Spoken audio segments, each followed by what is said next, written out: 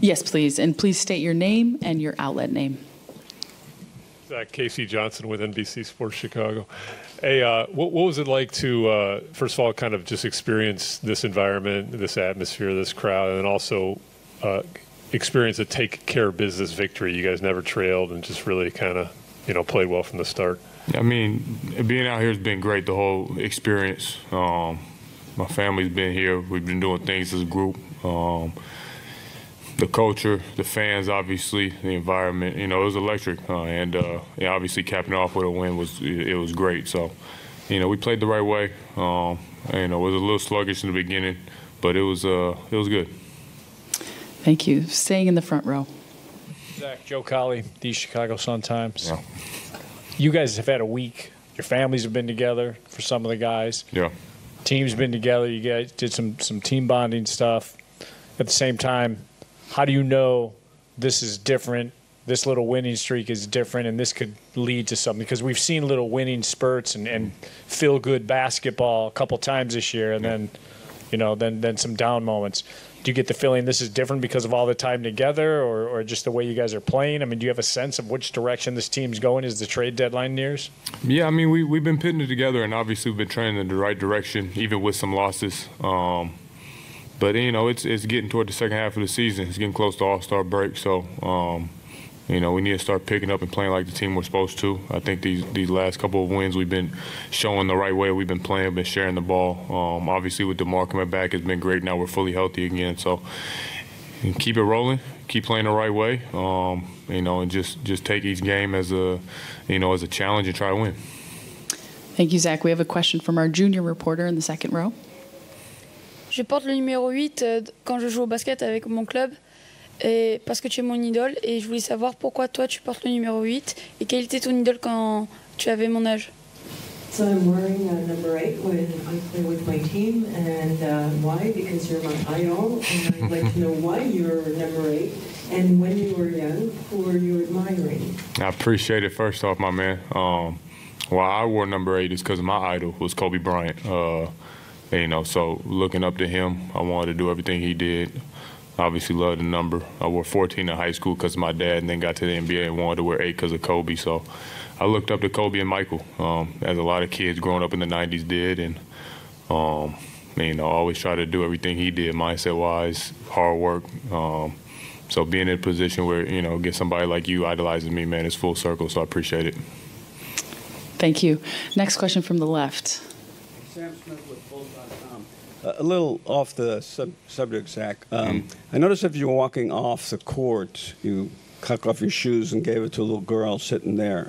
Was that part of the exultant of being here? I mean, we don't see that much at home as much. What was your thought process at, and how did that come about? Yeah, I mean, only time we might be able to play in Paris. So, give some stuff away, show appreciation to the fans. Saw a little girl wearing number 8 jersey, Chicago jersey. So I already gave away my arm sleeve, my armband, so I just gave her the shoes. Thank you. We're going to take our next question just behind the gentleman who just asked. Nope, sorry, just behind with the phone. Thank you.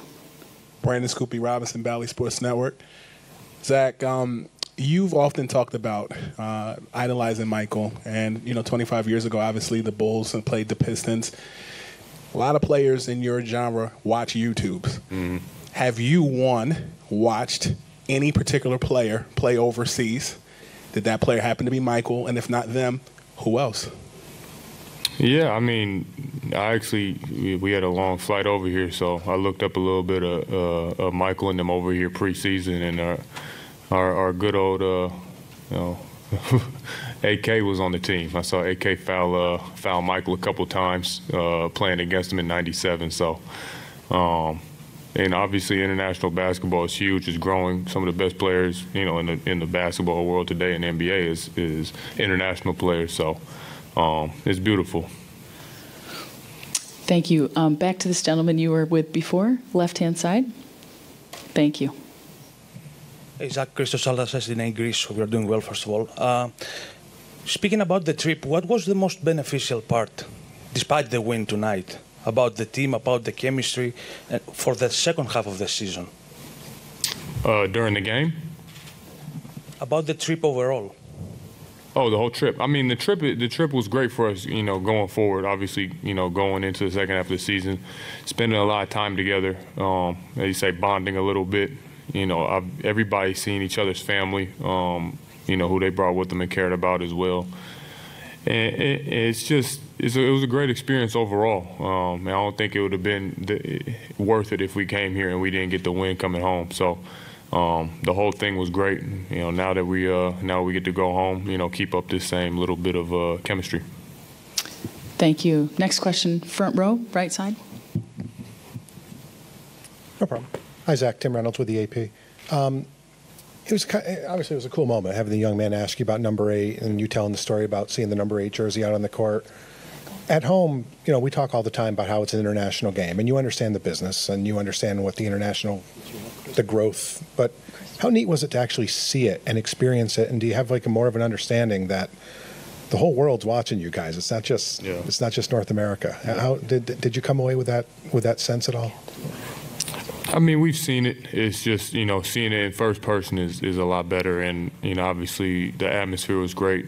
How the Bulls brand and recognition, through starting lineups, anytime somebody scored, you hear big louds, the crowd roar. So it was great to see. And obviously you see how much the game has grown and how much, people have really, locked in to see the players, especially in the NBA. So, it was beautiful.